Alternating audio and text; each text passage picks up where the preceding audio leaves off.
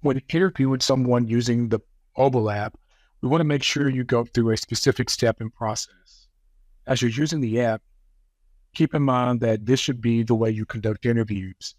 Number one, you want to approach and introduce yourself. So that means approaching the person and introduce yourself, but then ask the person if they have a few minutes to answer some questions. Now, keep in mind that the individual that you're talking to may be dealing with some active addiction, maybe a mental health concern, or some significant trauma history. So we don't want you to speak up on anybody. We don't want to shine flashlights in people's faces. So you want to make sure that you're making good eye contact if possible, in an open stance with your hands visible. We use a tone that is be setting up this interview.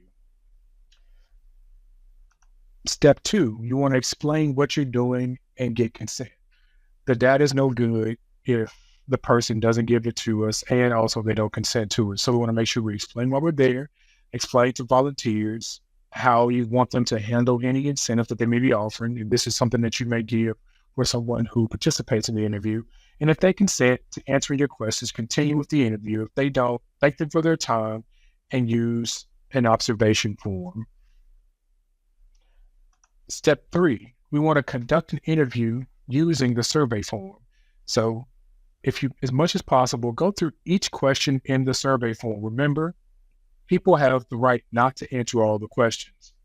And feel free to add notes where helpful, because sometimes there may be a discrepancy between what the person is saying and what their actual reality is like. So be wary of that.